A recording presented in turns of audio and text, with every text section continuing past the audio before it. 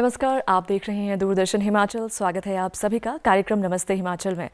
दर्शकों, बात जब हिमाचल को नमन करने की हो तो एकाएक हमारी जो यादें हैं वो जुड़ जाती हैं यहाँ की प्राकृतिक सौंदर्य से, प्राचीन धरोहरों से, यहाँ की आम जनमानस, लोक जीवन से, लोक संस्कृति से, और कह सकते हैं यहाँ की आन बान और शान है। इसी शान को संजोने का काम कर रही है यहाँ की लोकगीत, और जहाँ इनका माध्यम बने हैं यहाँ की लोक गायक। तो आज हमारे बीच मौजूद है हिमाचल प्रदेश के ही एक मशहूर और आपके जाने पहचाने लोक गायक, जिनका संबंध है हिमाचल के दक्षिणतम छोर से, या फिर कह सकते हैं सप्त चिरंजीवियों में से एक भगवान परशुराम जी, जो कि शस्त्र और शास्त्र के भी ज्ञाता हैं। साथ ही साथ माता रेणुका जी, जो कि इनकी दोनों की मिलन स्थली है रेणुका जी, और कह सकते हैं ज़िला सिरमौर से ये संबंध रखते हैं। और जब बात सिरमौर की हो तो यहाँ के पारंपरिक लोकगीतों का आज आप इस कार्यक्रम में आनंद लेंगे और माध्यम बनेंगे हमारे बीच एक मधुर आवाज़ के धनी। जी हाँ, हम बात कर रहे हैं श्री दिनेश शर्मा जी की। तो चलिए सीधे मिलवाते हैं आपसे। स्वागत है सर आपका कार्यक्रम में। धन्यवाद जी। मैं दूरदर्शन हिमाचल का बहुत बहुत धन्यवाद करना चाहूँगा, जिनके आशीर्वाद से, जिनके प्यार से हम जैसे छोटे से कलाकार जो गांव से बिलोंग करते हैं और उनको इतना बड़ा मंच मिलता है, तो बहुत बहुत आभार, बहुत बहुत धन्यवाद जी। सर, आपकी क्यों ना इस कार्यक्रम का आगाज़ आपकी मधुर स्वर लहरियों से किया जाए, और माँ रेणुका के चरणों में एक भेंट। जी। गुरु गोबिंद रे पाउटा साहिबा, माँ रेणुका रे तला, चूड़ीरा देवा शिरगड़ा, सिर मोरी तेरे आसरे चला, तेरे आसरे चला। रेणुका माइये महामाइये, रेणुका माइये महामाइये, रेणुका माइये। दुई हाथों जुड़ी रो करू ढालो, शुचे तेरे पानी री पाँव छालो। दुई हाथों जुड़ी रो करू ढालो, शुचे तेरे पानी री पाँव छालो। तेरा लगो द्वारा माइये, जय जय करा माइये, रेणुका माइये महामाइये, रेणुका माइये, रेणुका माइये महामाइये, रेणुका माइये। बहुत खूब। दिनेश जी, आपसे जानना चाहेंगे, इतनी खूबसूरत आपकी आवाज़ है, कह सकते हैं मधुर आवाज़ के आप धनी हैं, तो कब से संगीत आपके जीवन में आया? थोड़ा सा अपने बचपन की ओर लेके जाएं, जब आपको स्वर का ज्ञान हुआ। बचपन से ही मैं संगीत का बहुत शौक़ रहा है जी। और बाल्यकाल से ही पिताजी का साया रहा नहीं, और माँ की परवरिश में हम लोग बड़े हुए। हम लोग 3 भाई बहन हैं, और बचपन में हमारे गांव में रामलीलाएं होती थी जी, और हमारे नुक्कड़ नाटक जो होते थे गांव में, उनको देख के हमारे मन में भी एक प्रेरणा आती थी कि हम भी शायद कुछ ऐसा कर पाएंगे। लेकिन उसके बाद जब हमारा 6ठी क्लास में जब मैं गया, तो टूर्नामेंट के माध्यम से मेरे को मंच मिला। वहाँ पे हम लोग जो है खेलकूद प्रतियोगिताएँ जो होती थी उसमें गीत गाते थे, तो उससे हमारे को जो है मंच मिलते गए, और फिर धीरे धीरे धीरे करके मैं आगे बढ़ता गया। जी, यानी कि बचपन से ही संगीत आपके जीवन में आ गया था। जी। आपने बात की प्रतियोगिताओं में आप हिस्सा लेते रहे, मंच आपको मिला, तो पहली वो कौन सी मंच की आपकी परफॉर्मेंस थी जहां पर आपको यकीन हो गया कि यही आपके करियर का आगे मार्ग रहेगा? जी। 2005 में जब कॉलेज से पास आउट हुआ मैं, तो उस समय मन में था कि अब क्या करेंगे हम। जी। तो एक तो था कि म्यूज़िक में एमए भी करूँगा, तो उसके बाद एमए भी मैंने की, लेकिन साथ में अर्निंग के लिए कि कुछ स्टेज शोज़ अगर मुझे मिले तो उसके लिए मैंने एक एल्बम निकाली। तो उस समय जो है उसका नाम था कसम से। तो उसका गीत था पार जांगले चोरो बाकोरी उबे धारो दे गोरू। तो मैं आभार व्यक्त करना चाहूँगा इस मंच के माध्यम से डॉक्टर देवराज शर्मा जी का, जिनके सानिध्य में मुझे संगीत की शिक्षा मिली। और विशेष रूप से आभार व्यक्त करना चाहूँगा डॉक्टर ज्ञान सांगटा जी का, जिन्होंने मेरा हाथ पकड़ के बेटे की तरह, एक भाई की तरह मुझे जो है इस लोक संस्कृति से जुड़ाया, और उन्होंने मेरी एक एल्बम निकाली थी 2006 में। तो उसका एक पहला गीत भी मैं आपको सुनाऊंगा। और मेरा जो पहला परफॉर्मेंस हुई थी वो साथ में हुई थी। और उस समय जो है 15 अप्रैल का प्रोग्राम होता था रोनाट में। जी। तो उतना गाने का उस समय अनुभव भी नहीं था, लेकिन लोगों ने जब मुझे देखा तो लोगों ने मुझे हाथ पे उठाया, तो मुझे बहुत अच्छा लगा कि नहीं, मैं भी कुछ कर सकता हूँ। और उसके बाद रफ़ी नाइट विनर भी मैं रहा हूँ सोलन में। जी। तो मैं एक गीत आपको पार जंगले, जो पहला गीत मेरा ज़रूर। जिंदगी का रहा, उसको सुनाऊँ। पर जंगले चोरो बकरी उबे धारो दे गोरू हो, पर जंगले चोरो बकरी उबे धारो दे गोरू हो, के लिए नि जाना अमा जंगले रिछो बागो दे डोरू हो, के लिए नि जाना अमा जंगले रिछो बागो दे डोरू हो, हंड दे ड्योंदे रुके न बाटो, रिशु मेरा मालिको देखी ता काटो, पर गौरी हाँ ध्याइणो ऐसी गौरी जोरू हो, के लिए नि जाना अमा जंगले रिछो बागो दे डोरू हो, पर जंगले चोरो बकरी उबे धारो दे गोरू हो। तो मेरी जो पहली शुरुआत रही इस गीत से रही, जिसमें मेरे को अपार सफलता मिली, लोगों का बहुत बहुत प्यार मिला। जी जी, बहुत खूब। ये आपका पहला अनुभव था और पहले ही कह सकते प्रयास में आपने सफलता आपको मिली। सर, अगर बात करें आपने जिक्र भी किया कि आपकी जो शिक्षा दीक्षा रही है संगीत में रही है, तो अगर हम हिमाचल की बात करें, कितना स्कोप रहता है यहाँ पर? अगर बात करें संगीत की, अगर हम परंपरागत संगीत की दीक्षा की बात करें, तो किस तरह का अनुभव आपका इसमें रहा? इसमें मेरा अनुभव ये है मैम कि इस समय तो जो है काफ़ी सारे प्लेटफॉर्म्स है। उस समय हमारे ज़माने में उतना प्रोग्राम नहीं होते थे, लेकिन आजकल तो जो है गांव-गांव में जो है रंगमंच कार्यक्रम होते रहते हैं, मेले होते रहते हैं, बिशु होते रहते हैं, छींज होते रहते हैं। तो आजकल जो है इस फील्ड में जो है काफ़ी स्कोप है लोगों को। और दूसरी सबसे बड़ी बात है कि युवा जो है आजकल हमारा नशे की तरफ जा रहा है। हमें अगर अपने युवा को नशे से बचाना है तो हमें उनको जो संगीत की तरफ डालना चाहिए। संगीत में जो है विद्यार्थी का या बच्चे का जो है मानसिक, बौद्धिक और शारीरिक तीनों इस तरह के विकास होते हैं। तो मेरा ऐसा मानना है कि संगीत जो है सबसे उत्तम चीज़ है। जी, सर, एक गाना है आपका जो बहुत प्रसिद्धि जिसने पाई है, निकले बाजारों रे। तो इस गीत की थोड़ी सी अगर आप स्टोरी भी बता दें कि क्या कहानी रही है, और थोड़ा सा गुनगुना भी दे दर्शकों के लिए। इसमें मैम इसमें है कि एक बहुत सुंदर पहाड़ की लड़की है जी, वो जो है तैयार होके जो है बाजार में निकल रही है, और उसके पीछे जो है लड़के जो है उसको देख रहे हैं, और उनमें जो आपस में झगड़ा हो जाता है। फिर उसके बाद जो है इसमें फिर एक जिक्र है, निकले बाजारों देना बने ठोनियो मुख्य तो यार जेल कराओ दे, यानी कि भाई इसमें अगर हम ज़्यादा इसको जो है, इतनी सुंदर लड़की है तो सौंदर्य का वर्णन उसका जो है लड़की का किया गया है इसमें। जी, और सर हम देख भी सकते हैं कि आपने बहुत सुंदर वेशभूषा पहनी है। थोड़ा इसके बारे में बताएं कि किस तरह की ये वेशभूषा है। हमारे जिला सिरमौर में जो हिंदुओं का सबसे बड़ा त्यौहार है दीपावली, तो उसके उपलक्ष्य पे ये पोशाक पहनी जाती है हिमाचल प्रदेश, हमारे जिला सिरमौर में। और दिवाली में इसमें एक गीत भी मैं आपको सुनाऊंगा, और इस पोशाक को पहन के हमारे जो है 100-150 लोग इकट्ठा जो है नृत्य करते हैं। तो वो भी मैं आपको एक पारंपरिक गीत है वो जी। तो चलिए अभी निकले बाजारों की कुछ पंक्तियां। जी मैम। जी। निकले बाजारों दिना बड़ी ठणियो, जाने तू यारा कुछ खेल कराऊं दे, तापाचे छोरू जे लागे लोड़ दे, इनो के यारा तू तो जेल कराऊं दे, इनो के यारा तू तो जेल कराऊं दे, तुम्हें लूटा सोबरो तो तांदी पड़ी नजरो, नेचुरल ब्यूटी रा होना लगा बाजारों दिना बड़ी ठणियो, जाने तू यारा कुछ खेल कराऊं दे,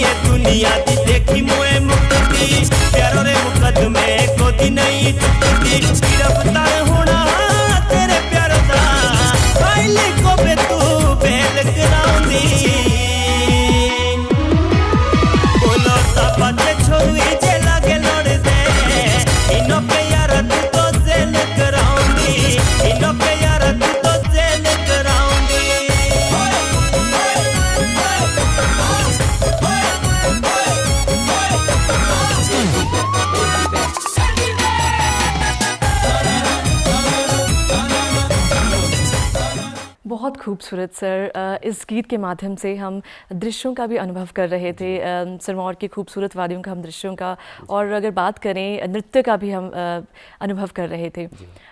सर आपने जिक्र भी किया बिशु का, तो ये किस तरह का कह सकते हैं त्यौहार रहता है, क्या इसके पीछे की कहानी है? जी मैम, जो बिशु मेला है जी हमारे वो जिला सिरमौर में बहुत ही पारंपरिक मेला है। जी और शाटी और पाशी करके कौरव और पांडवों की एक वीर गाथा होती थी। जब उसमें कुछ जब कौरव और पांडवों का युद्ध हुआ था तो उसमें कुछ लोग कौरवों के साथ थे, कुछ पांडवों की तरफ थे। तो उसी परंपरा को आगे निभाते हुए हमारे जो है ठोडा नृत्य उसमें बिशु मेले में होता है। जी और एक सही राम की नाटी भी उसमें बहुत मशहूर है, जिन्होंने अकेले व्यक्ति ने जो है 120 आदमियों के साथ लड़ाई की। जब उनकी लाठी टूटी तो उनको जो है मजबूरन तब फिर भागना पड़ा। तो उसके ऊपर भी जो है काफ़ी सारे गीत है बिशु मेले जी। के। आपने गीत की बात की, कोई आप लोकगीत इसी से संबंधित कोई जी मैम। गुनगुनाना चाहें दर्शकों के लिए तो आप जी गुनगुना मैम, जी। सकते हैं।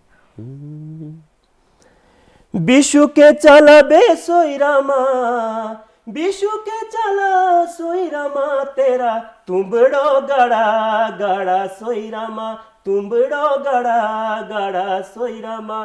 बिशु दा दीता मुड़ाई रे सोई रामा, बिशु दा दीता मुड़ाई रे सोई रामा, शाटी के हका हका सोई रामा, शाटी के हका हका सोई रामा। बहुत खूब सर। और कहा भी जाता है ना, हाटी की नाटी की अगर बात ना हो और इसकी खूबसूरती की बात ना हो तो क्या सिरमौर की क्या बात हो। एक गीत मैंने हाटी के जी ऊपर भी गाया है मैम, तो अगर आपको बिल्कुल आपकी बिल्कुल इजाज़त सर। हो तो जी उसको भी सुने।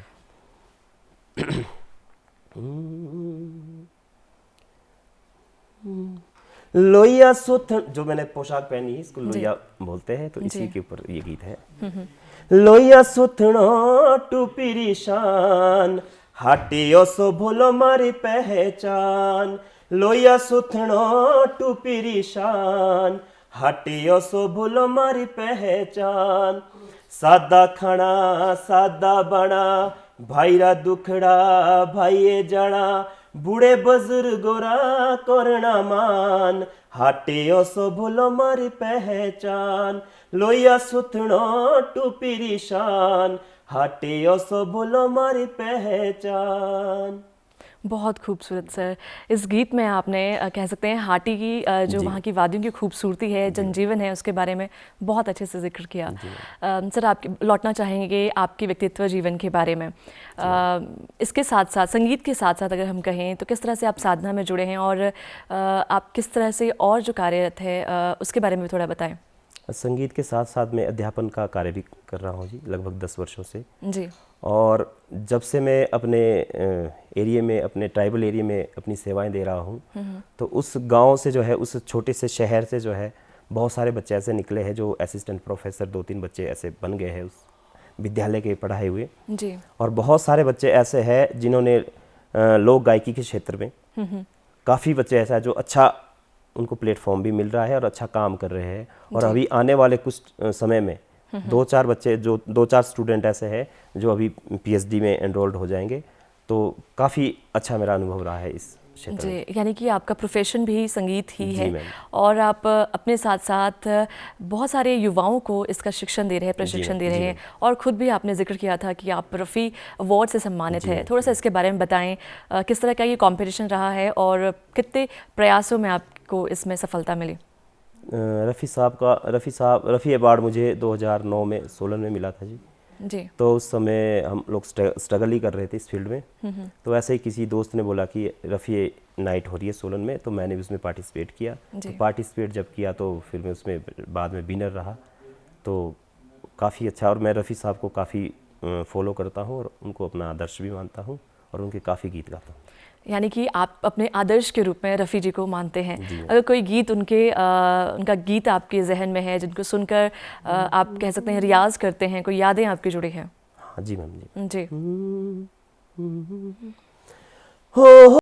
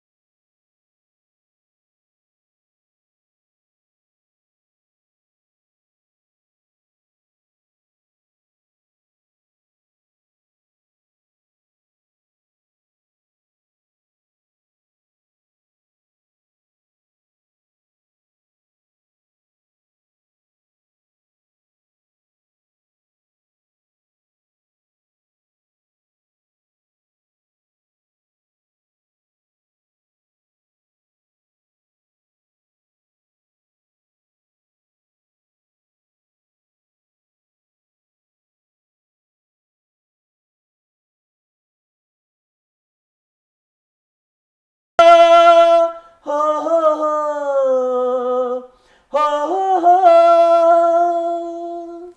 बहुत खूब सर, यकीनन आप बहुत रियाज़ की इसके लिए ज़रूरत रहती है। सर अगर बात करें पहाड़ी राग की, क्योंकि कहीं ना कहीं आप अध्यापन से भी जुड़े हैं और पहाड़ी राग जो है इसकी बात ना हो तो कुछ अधूरा सा लगता है। तो अगर कोई आप गीत, पहाड़ी गीत को या पहाड़ी राग में गुनगुनाना चाहें। जी मैम, पहाड़ी राग में एक गीत है, रफ़ी साहब का एक गीत है, चाहूँगा मैं तुझे सांस सवेरे, तो उसको भी कोशिश करता हूँ। जी।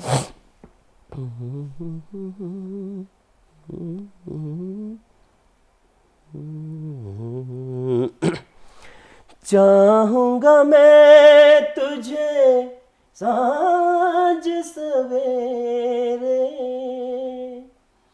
फिर भी कभी अब नाम को तेरे आवाज मैं न दूंगा, आवाज मैं न दूंगा। चाहूँगा मैं तुझे सांझ सवेरे, देख मुझे सब है पता, सुनता है तू मन की सदा, देख मुझे सब है पता, सुनता है तू मन की सदा, मितवा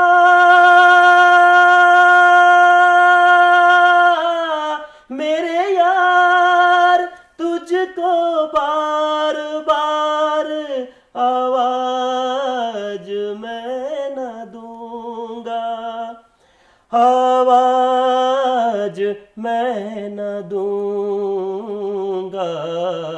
चाहूँगा मैं तुझे सांझ सवेरे।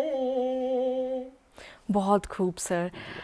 निश्चय ही सर, ये आपका अनुभव है। आपने बहुत सारे, हिमाचल ही नहीं, हिमाचल के बाहर भी आप जाते रहते हैं, स्टेज परफॉर्मेंस देते रहते हैं। अगर बात करें हिमाचली लोकगीतों की, कितना बदलाव आया है अब अगर हम देखें, कितना प्यार हिमाचली लोकगीतों को मिल रहा है और कहाँ इसका भविष्य आप देखते हैं? लोकगीतों को प्यार तो मैम बहुत अच्छा मिल रहा है, बहुत मिल भी रहा है, लेकिन कुछ कलाकार ऐसे हैं जो लोकगीतों के साथ छेड़छाड़ करते हैं। तो उनसे मेरा निवेदन रहेगा कि लोकगीतों को, जो उनकी पारंपरिक जो शैली है, उनको उसी अंदाज में अगर गाएंगे आप तो ज़्यादा अच्छा रहेगा। लेकिन आपने अगर नया अनुभव करना है तो उसके लिए आप नए गीत हैं, नए गीतों को आप गा सकते हैं। तो यही रहेगा जी, मेरा तो अनुभव तो यही। जी, अगर बात करें कि आज जिस तरह से आपने ज़िक्र किया कि आपको पहले से ही, बचपन से ही आपको अनुभव हो गया था कि मेरी आवाज़ आपने पहचान ली थी और आपने शिक्षण, अगर बात करें, वो भी प्राप्त किया। अगर हम पहाड़ी लोकगीतों की बात करें, क्योंकि माना जाता है लोक जनजीवन, लोक संस्कृति को ये दर्शाते हैं और इनका जो माध्यम है वो मौखिक ही रहता है, तो किस तरह से आप कहना चाहेंगे जो ये लोकगीत है हमारी संस्कृति को भी सहेजने का कार्य कर रहे हैं और आने वाली पीढ़ी जो है वो किस तरह से जुड़ सकती है? लोकगीतों के माध्यम से जो हमारी आने वाली पीढ़ी है जुड़ सकती है, और उसके लिए हमारे को जो है, एक तो सबसे बड़ा मेरे को लगता है कि हमें एक ऐसे प्लेटफॉर्म में, एक तो हमारी वेशभूषा अच्छी हो, जब भी हम परफॉर्म करें कहीं पे, स्टेज पे जाएं, ताकि ऑडियंस और हमारी जो युवा पीढ़ी है वो हमारे को देख के बोले कि हमारी वेशभूषा ऐसी है, ना कि हम जो है अपना जीन्स टॉप इस तरह का जो है वेशभूषा ना पहने। तो इससे भी काफ़ी जो है युवा हमारे से जो है अट्रैक्ट होंगे और हमारी जो लोक संस्कृति उसको बढ़ावा मिलेगा। यानी कि अपनी वेशभूषा, अपनी लोक संस्कृति से जुड़े रहना बेहद ज़रूरी है और आप बतौर अध्यापक इस कार्य से जुड़े भी हैं। सर, जब बात संगीत की हो रही है तो आपका एक लोकगीत है, बहुत फेमस है, घोड़ा दौड़ा रे, इस तरह से। तो किस तरह का ये गीत है, थोड़ा सा इसके बारे में बताएं और ज़रूर दर्शकों के लिए अगर आप गुनगुनाना चाहें। राजा के टाइम में घोड़े होते थे, तो उस तरह का इसमें जो है वर्णन किया है, घोड़ा दौड़ा बागे चानू नड़े चगार नदा। तो इतना मशहूर वो व्यक्ति था कि वो जब गीत गाता था, यानी कि ऑडियंस जो है काफ़ी, गांव में पहले मुजरे होते थे, यानी कि मुजरे नाटियाँ होती थी, तो उसमें जब वो व्यक्ति गीत गाता था उसको देख के जो काफ़ी लोग जो है इकट्ठे हो जाते, जैसे घोड़ों की तरह जो दौड़ने वाली बात इसमें जो है की गई है, जैसे घोड़े दौड़ते, उस तरह का जो उनका संगीत में जो बोलबाला था। जी, तो कुछ लाइनें अगर आप जी। घोड़ा दौड़ो बागिरे चानिणु नणी रे चगनोदा, घोड़ा दौड़ो बागिरे चानिणु नणी रेच गानोदा होगी तोरा बेरा गिरे चनिणु मामा शूण के दिया गीतोरा बेरा गिरे चनिणु मामा शूण के दिया।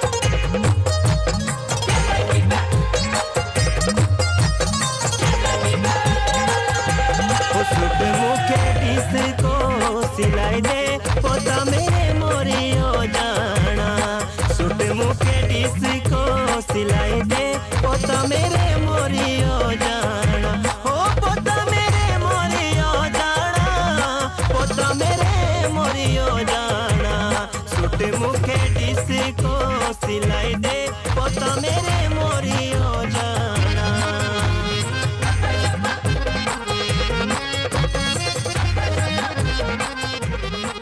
बहुत खूबसूरत सर। अगर हम बात करें सर, गीतों के माध्यम से आपने बहुत अच्छे से लोक गाथाओं का वहाँ के कह सकते हैं सिरमौरी जनजीवन का, हाटी समुदाय का बहुत अच्छे से आपने वर्णन किया है। लेकिन आपके नज़रिए में आप किस तरह से देखते हैं सिरमौर की संस्कृति को, वहाँ की खूबसूरती को?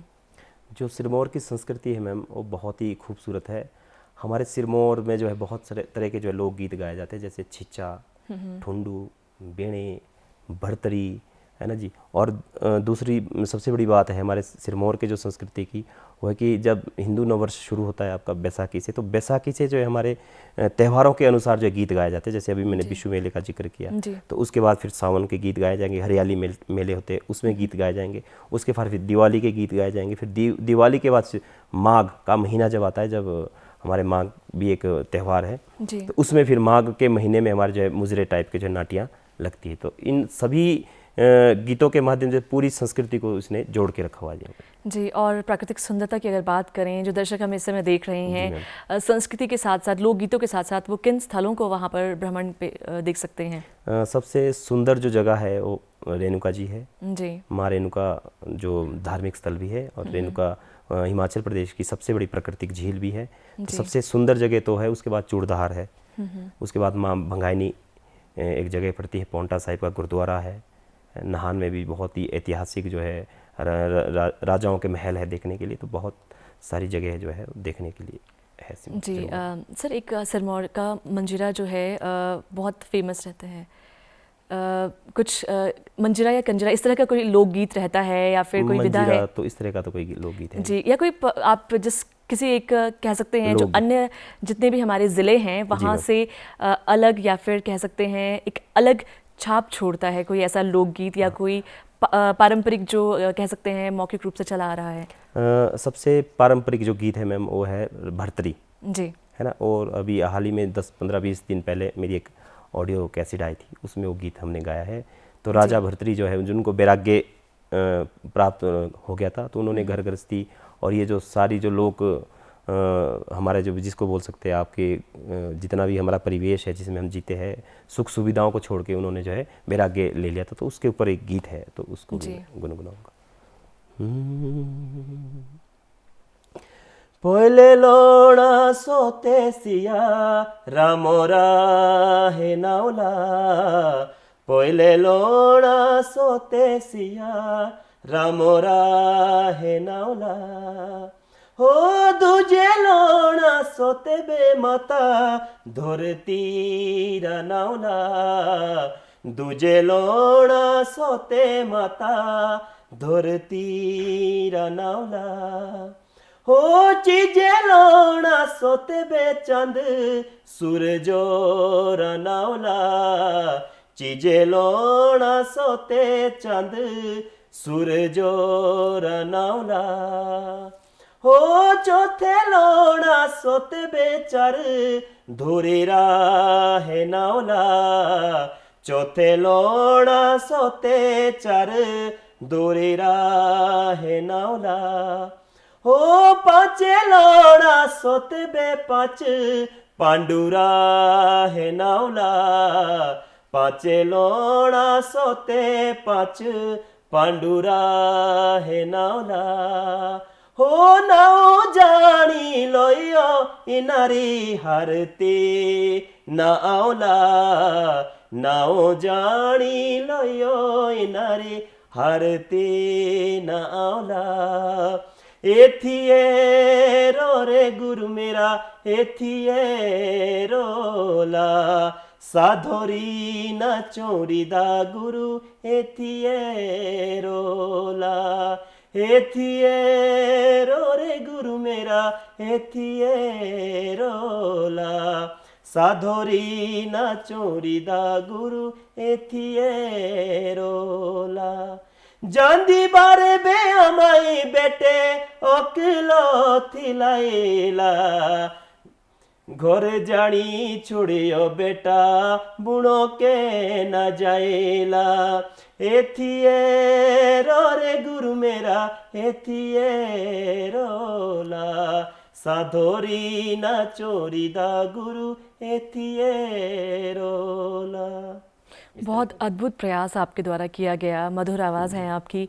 किस तरह के प्रयास इसके पीछे रहे, क्योंकि ये एक तरह से पौराणिक और पारंपरिक लोकगीत रहा है। जी मैम, तो इसके पीछे यही प्रयास रहेंगे और आने वाली पीढ़ी से भी कि जो जिस तरह के जो पारंपरिक जो शैली में जिन गीतों को हम गाते हैं उन गीतों को उसी शैली में गाएं, ताकि ये जो हमारी परंपरा है सदियों से चली आ रही है ताकि ये जिंदा रह सके। जी, तो इस गीत को गुनगुनाने के लिए, कंपोज करने के लिए, कह सकते हैं साक्ष्य जुटाने के लिए किस तरह का सफ़र आपका रहा, कितने समय में इसको आपने रिकॉर्ड किया, किस तरह के अनुभव आप साझा करना चाहें? इसके लिए ज़्यादा साक्ष्य तो हमारे, क्योंकि ये तो हमारे खून में बसता है जी, इस तरह के गीत जो है लोकगीत हमारे खून के साथ है, ब्लड के साथ है। तो इसके लिए हमने जो है 2-3 दिन हमने इसके लिए अभ्यास किया कि इस तरह का एक गीत जो है गाना चाहिए, ताकि युवा पीढ़ी, क्योंकि हमने नए गीत बहुत गाए जी, नए गाए, काफ़ी एक्सपेरिमेंट किए जी। और एक गीत मेरा जो है आशा रानी है, बहुत उसको लोगों ने बहुत प्यार दिया है, पूरे हिमाचल प्रदेश ने उसको प्यार दिया है। उस ज़माने में जो है 1 मिलियन वो गीत गया, तो उस समय उसका अनुभव मैं आपको थोड़ा सा साझा करता हूँ। बिल्कुल। तो जब ये गीत हमने रिकॉर्ड किया तो उस समय जो है टेप रिकॉर्ड में वो सीडियाँ लगती थी छोटी छोटी, तो उनको जो है दिल्ली से जब आती थी तो मैं उनको बेचने जो है पूरे हिमाचल प्रदेश में घुमा करता था जी। फिर हमने जो है उससे 10 रुपये यहाँ से मिलने, 20 रुपये यहाँ से मिलने, इस तरह से जो है हमने इसकी कलेक्शन की और फिर लोगों का जो है बहुत प्यार इस गीत में हमारे को मिला जी। यानी कि उस समय आपने जिक्र किया कि कैसेट्स के माध्यम से आपने हर घर द्वार तक कोशिश की इन गीतों को पहुंचाने की। कुछ आप दर्शकों के लिए यही गीत, क्योंकि इतना प्रसिद्ध यह रहा है, दर्शक ज़रूर इसका आनंद उठाना चाहेंगे। जी मैम, और इस गीत को जो लिखा है वो मेरे गुरुजी ने लिखा है, डॉक्टर ज्ञान सांगटा जी ने जी। तो मैं सुनाऊंगा। के रोए तू दूरे दूरे आशरणिये ननठिये, के रोए तू दूरे दूरे आशरणिये ननठिये, एतने हमें नाथे बुरे आशरणिये ननठिये, नीड़े आउंदी ना और जो सुन दी, सीधे मुँह कोई बात ना भूल दी, के हमो तू दूरो घुरे आशरणिये ननठिये, के रोए तू दूरे दूरे आशरणिये ननठिये। बहुत खूब। सर, आपने बताया कि आपने पारंपरिक दीक्षा भी ली है, तो जब आप अब की अपनी सधी हुई आवाज़ का देखते हैं और जब आप उस समय की आवाज़ को देखते हैं, कितना समय लगा आपको अपने सुरों को पक्का करने में, किस तरह से आप उस समय रियाज़ करते थे, आज इस मुकाम तक आप प्रसिद्धि तक पहुंच पाए हैं? सुरों को साधने के लिए तो मैम उम्र लग जाती है। जी। और लता मंगेशकर जी जैसे कहते भी की थी कि मैं तो अभी भी सीख रही हूँ। जब इतने बड़े आर्टिस्ट जब ऐसा बोल रहे हैं कि हम सीख रहे हैं, तो हम तो अभी बहुत छोटे आर्टिस्ट हैं, तो हम तो अभी सीख ही रहे हैं जी। जी, क्योंकि आप अध्यापन से जुड़े हैं तो ज़रूर आपसे जानना चाहेंगे किस तरह से सुरों को पक्का किया जा सकता है, कुछ टिप्स आप, कुछ अनुभव आप बताना चाहें? सुरों को पक्का करने के लिए तो साधना है जी। जी। आपको सुबह जल्दी उठना पड़ेगा, है ना जी, और अलंकार का रियाज करना पड़ेगा, तो जिससे जो है हमारे मंदर के स्वर जो है हमारे मजबूत हो, फिर मध्य के स्वर हमारे मजबूत हो, तार के हमारे जो है स्वर मजबूत हो। इसके लिए साधना अलंकार पहली सीढ़ी संगीत के अलंकार है जी, ये रही पहली सीढ़ी, यानी कि साधना, अलंकार। अगर बात करें, कई व्यक्तियों को पारंपरिक या फिर कह सकते हैं अपने पिता से, माता से विरासत में संगीत मिला होता है, तो इस तरह का क्या आपका अनुभव रहा है? विरासत से मुझे संगीत तो नहीं मिला, लेकिन पता नहीं माँ की कृपा ऐसी रही, माँ सरस्वती की कृपा की बचपन से ही शौक़ था कि मैं संगीत के फील्ड में जाऊँ। और शौक़ तो ये था कि मैं पार्श्व गायक बनूँ, लेकिन घर की परिस्थितियाँ कुछ ऐसी रही, इसलिए जो है नहीं जा पाया। जी, यानी विरासत से आपने कुछ नहीं पाया, लेकिन खुद से एक विरासत या धरोहर खड़ी कर दी है। तो चलिए, क्यों ना आपकी इसी विरासत को दर्शकों की नज़र करते हैं और देखते हैं आपका एक लोकगीत। जी।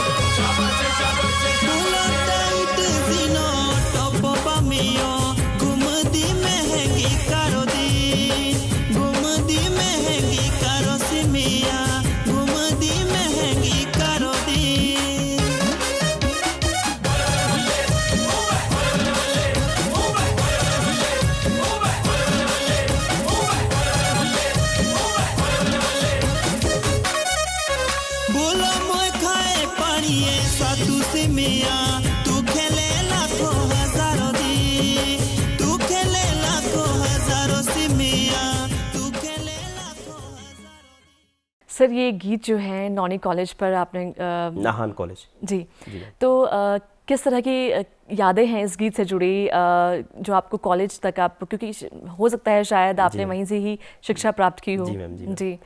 इस गीत में एक समाज में एक मैसेज है युवा पीढ़ी के लिए जी, कि हमारे जो घर के, जो गांव के गरीब लोग होते हैं जी, जो 2 वक्त की रोटी बड़ी मुश्किल से गुजारा करते हैं, तो अपने बच्चों को नाहन जैसे या डिग्री कॉलेज RKMB बोल दो, कहीं भी भेज सकते पढ़ने जी।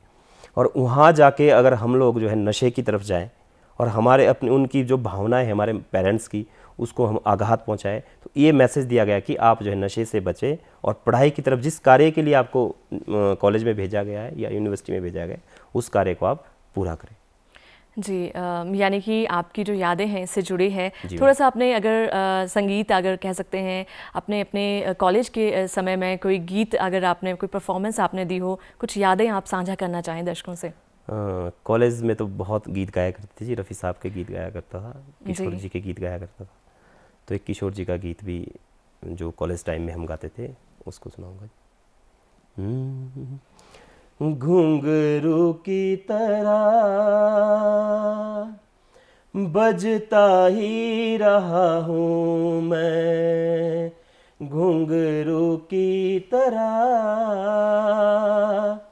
बजता ही रहा हूँ मैं, कभी इस पग में कभी उस पग में बंधता ही रहा हूँ मैं, घुंघरू की तरह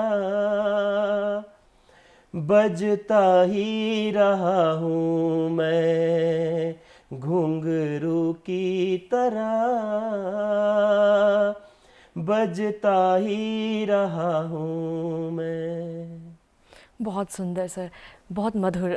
सर, जिस तरह से आप अभी संगीत की दीक्षा दे रहे हैं, तो जानना चाहेंगे किस तरह के अनुभव इसमें आपके रहे हैं। युवाओं का कितना रुझान है, खासकर अगर हम बात करें लोकगीतों की ओर, और इस संदर्भ में जो प्रतियोगिताएं होती रहती है, कितना उनका रोल रहता है युवाओं को उभारने में या फिर प्रतिभाओं को निखारने में? रोल तो काफ़ी रहता है जी बच्चों का। अगर मैं अपने एरिया की बात करूं तो संगीत का बहुत शौक बच्चों के अंदर है जी। और इवन कि जिला स्तर और हिमाचल स्तर पे भी हमारे स्कूल के बच्चों ने जो है अपना लोहा मनवाया है जी। तो काफ़ी रुझान है हमारे उस एरिया में जी। और मैं कोशिश करता रहता हूं उनको संगीत की तरफ लाने के लिए और उनको जो है मोटिवेट करने के लिए। जी। सर, एक तो है कि हमें संस्कृति से संगीत मिला है, लोक गीत हमें कह सकते हैं अपनी संस्कृति से मिले हैं, परिवेश से मिले हैं। अगर परंपरागत संगीत की दीक्षा लेनी चाहें, अगर जिस तरह से आप जिक्र कर रहे हैं युवाओं को इसकी ज़रूरत है, तो किस तरह से प्रयासरत रह सकते हैं, कहाँ से दीक्षा ली जा सकती है, कितना समय इसमें लग सकता है? संगीत में समय की तो कोई सीमा नहीं है जी। लेकिन अगर हमें पारंपरिक गीतों की जो दीक्षा लेनी है तो उसके लिए जो गांव में हमारे बुजुर्ग लोग होते हैं उनसे हमें संपर्क करना चाहिए, उनके पास बैठना चाहिए, ताकि हम जो है जो हमारे पारंपरिक गीत है ताकि हम उनसे सीख सकें। जी। आज के दौर में कितना परिवर्तन आया है, अगर हम कहें प्रसिद्धि पाने के लिए बहुत सारे, या फिर किसी गीत को प्रसिद्ध करने के लिए, या फिर कह सकते हैं अपने जो गीत हैं उनका प्रचार करने के लिए, प्रसार करने के लिए बहुत सारे माध्यम हैं।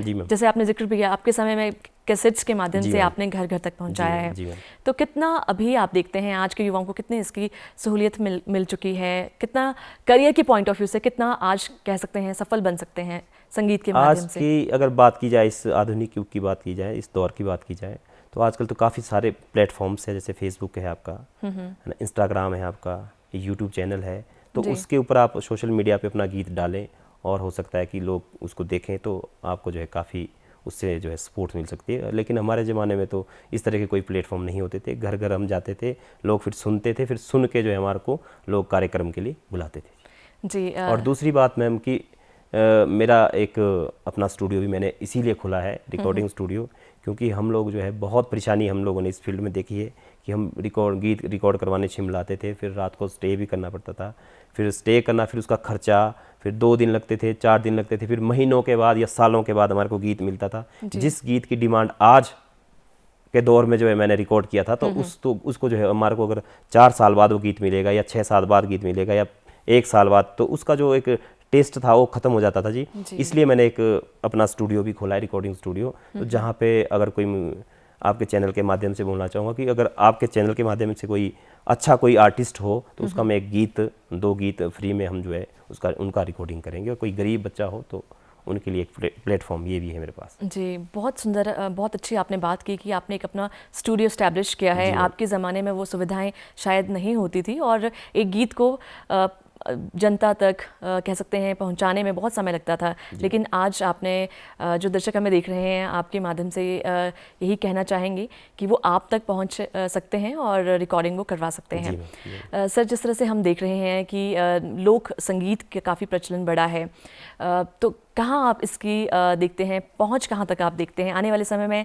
जिस तरह से हम देखते हैं पंजाबी फोक हैं या फिर अन्य जो गीत है, संगीत है, वोक है, वो पहुंच रहे हैं। जी, उसके लिए सबसे पहले तो प्रशासन को और जो हमारी सरकारें आती है उनको इसके लिए जो है हमारे जो लोक कलाकार हैं उनको प्रोत्साहित करने के लिए अच्छा अमाउंट, जैसे मेले होते हैं हमारे, तो पंजाब से अगर हम कलाकार बुलाते तो उनको जो हम 10 लाख 20 लाख ऐसा पे करते, लेकिन जो हमारे स्थानीय जो कलाकार है, जो हमारे लोक आर्टिस्ट है, उनको जो है मात्र 10,000 5,000 रुपये दे के निपटाया जाता है। तो मेरा सरकार से भी निवेदन रहेगा और आपके माध्यम से ऑडियंस से भी, हिमाचल प्रदेश की जनता से भी, कि जो हमारे लोक कलाकार हैं उनको प्रोत्साहित करने के लिए उनको अच्छा मंच मिले और अच्छा उनको मान सम्मान मिले। ऐसा बहुत खूब। तो चलिए सर, क्यों ना देर करते हुए हम आपके एक और गीत का आनंद ले दर्शकों के लिए।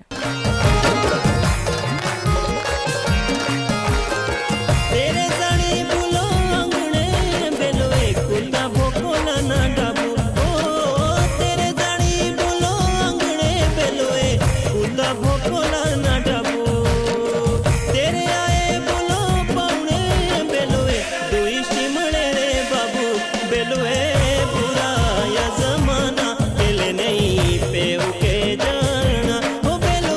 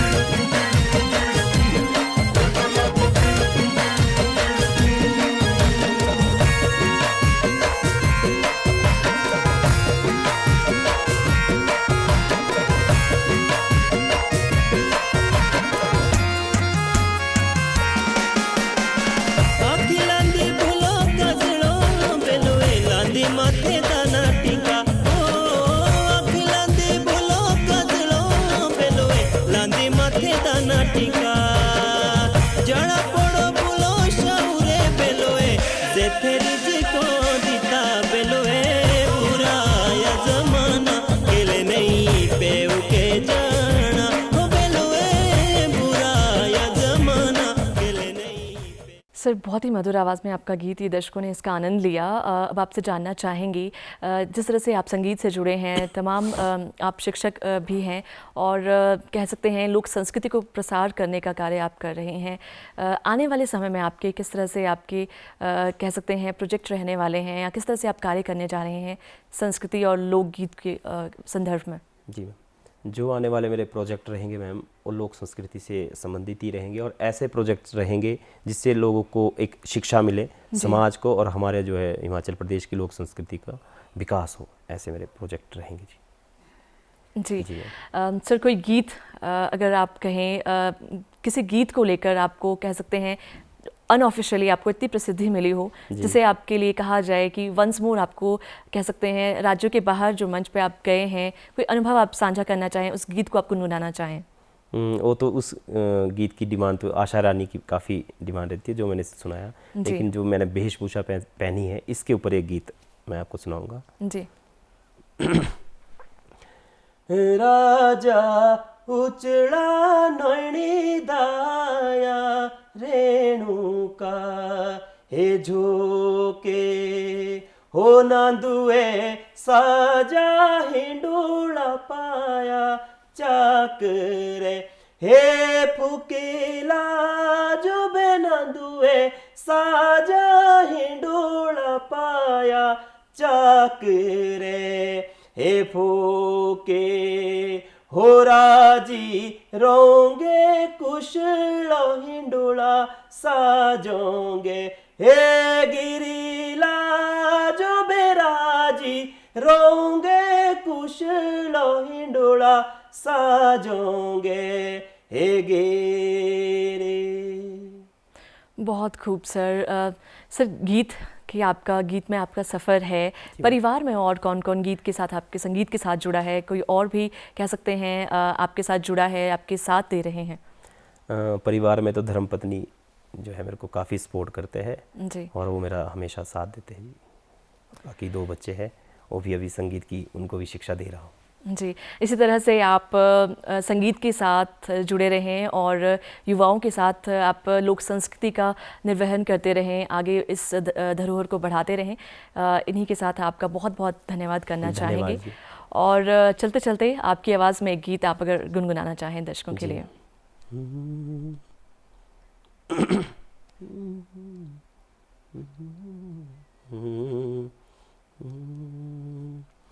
तेरे जणी बोलो अंगणे बेलवे कुत्ता भोकोला न डबू हो तेरे आए बोलो पौने बेलवे दुई शिमले रे बाबू बेलवे बुरा या जमाना केले नहीं पेऊ के जाना हो बेलवे बुरा या जमाना केले नहीं पेऊ के जाना।